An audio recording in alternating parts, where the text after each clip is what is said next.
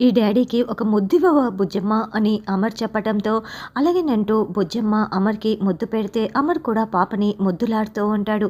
Thank you daddy అని బుజ్జమ్మ అంటే, ఎందుకు బుజ్జమ్మ నాకు థ్యాంక్స్ చెప్తున్నావు? నేనే మీ ఇద్దరికీ కూడా సారీ చెప్పాలి. ఎందుకంటే నేనెవరో తెలిసినా కూడా ఇన్ని రోజులు నువ్వు బయటపడకుండా నీలోనే దాచుకున్నావు చూడు.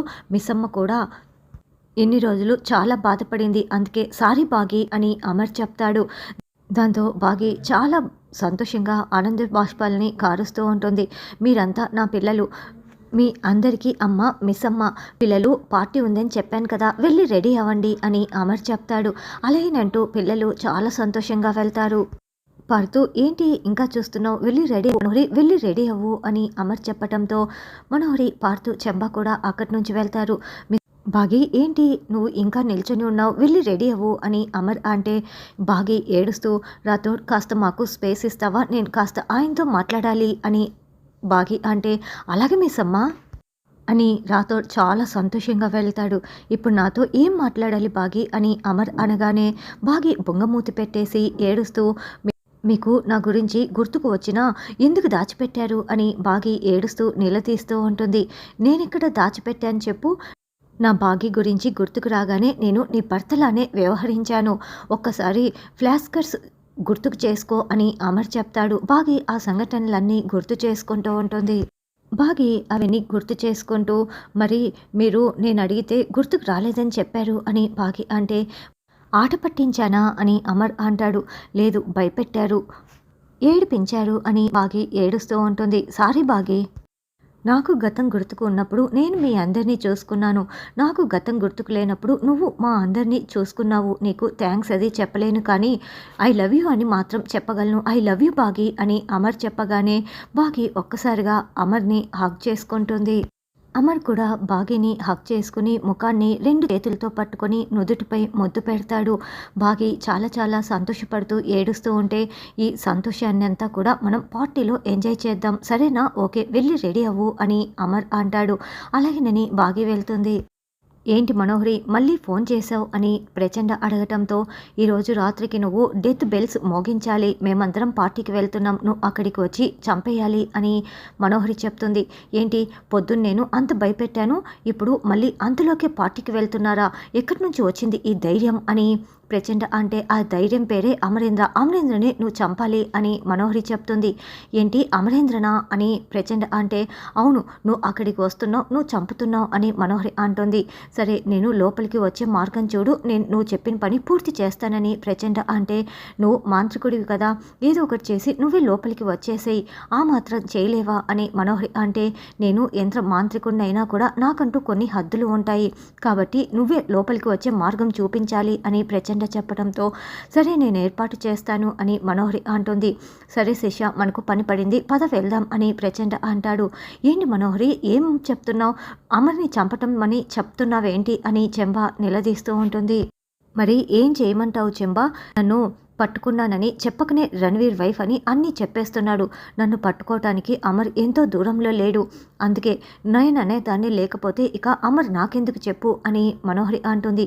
మరి అంతగా ప్రేమించి పెళ్లి చేసుకుంటానన్నావు కదా అని చెంబ అంటే అదే కదా, నేననే దాన్ని ఉంటేనే కదా నేను అమర్ని పెళ్లి చేసుకునేది, అందుకే నేను అమర్ని చంపాలని డిసైడ్ అయిపోయాను అని మనోహరి చెప్పి వెళ్ళి ఇంకా ఎంతమందిని చంపుతావే, ఇది ప్రేమ కాదు పైశాచికత్వం, సరేలే నాకెందుకు, నాకు నీడ దొరుకుతుంది కదా అని చెంబ అనుకుంటూ ఉంటుంది. తర్వాత అమర్ బాగి ఒకరి చేయి ఒకరు పట్టుకొని పిల్లలతో సహా పార్టీ దగ్గరికి ఎంట్రీ ఇస్తారు. అక్కడ బుజ్జమ్మది ఒక పెద్ద ఫ్లెక్సీ ఉంటుంది. దానిని చూసి బాగి వాళ్ళందరూ చాలా సంతోషపడుతూ ఉంటారు.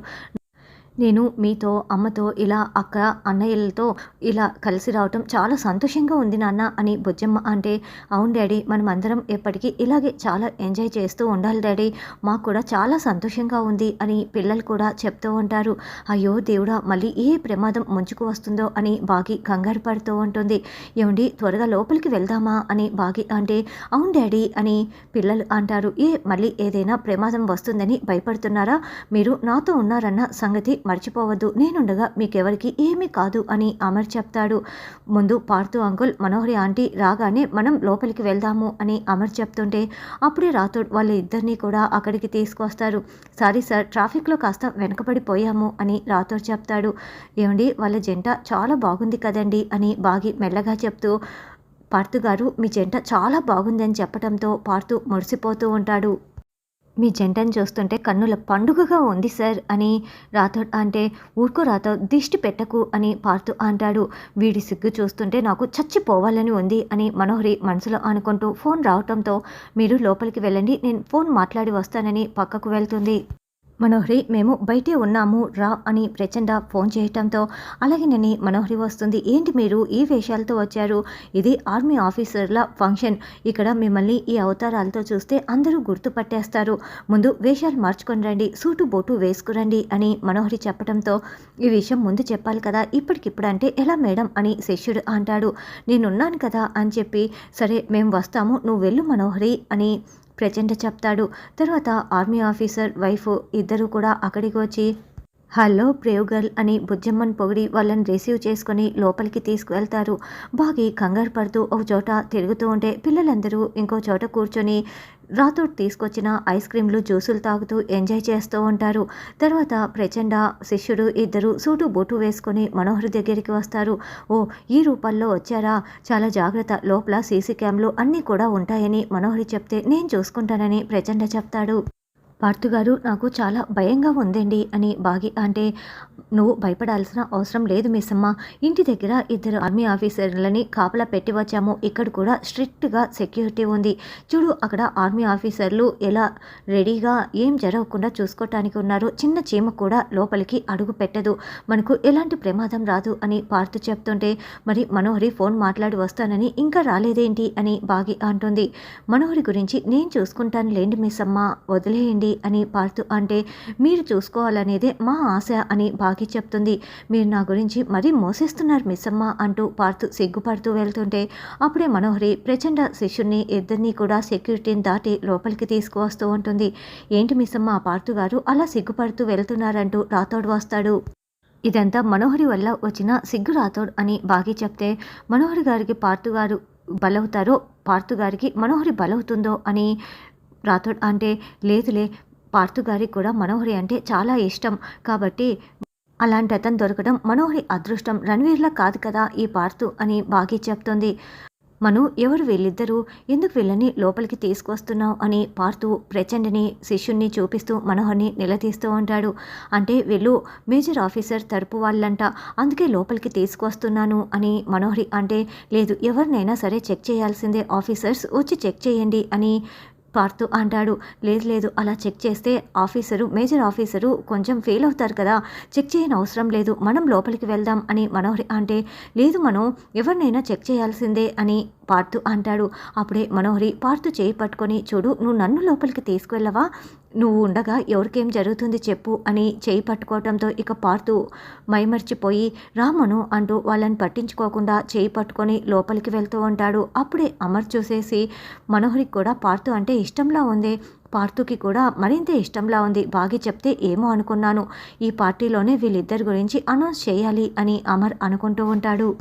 ఇదిగో మను, ఇదిగో జ్యూస్ తాగు అని పార్థు పక్కనే కూర్చొని సేవలు చేస్తూ ఉంటాడు. వీడేంటి ఇలా అతుక్కుపోయాడు నాకు అని మనోహరి అనుకుంటూ ఉంటుంది. అదిగో మనం తీసుకువెళ్లాల్సిన పిల్ల అక్కడే కూర్చొని ఉంది, పిట్ట కొనం కూత గణం తెలుసా, నేను 3 సార్లు ఓడిపోయాను ఆ పిల్ల చేతిలో అని ప్రచండ అంటే, మనం ఆ పిల్లని ఇక్కడి నుంచి ఇలా తీసుకువెళ్ళటం అని శిష్యుడు అంటాడు. అప్పుడే ఒక వెయిటర్ వస్తూ ఉంటే ఆ వెయిటర్ని ఒక కుర్చీలా మార్చేస్తాడు. అదిగో అలా మార్చేసి మనం తీసుకువెళ్దామని ప్రచండ అంటే, అయితే కుర్చీలా వద్దు, వేరేలా మార్చి తీసుకువెళ్దామని శిష్యుడు చెప్తాడు. అయితే అదిగో అక్కడ కనిపిస్తున్న ఆ పూల కుండీలా మార్చేసి తీసుకువెళ్ళటానికి కూడా మనకు ఈజీగా ఉంటుంది అని ప్రచండ మంత్రం వేస్తూ ఉంటాడు.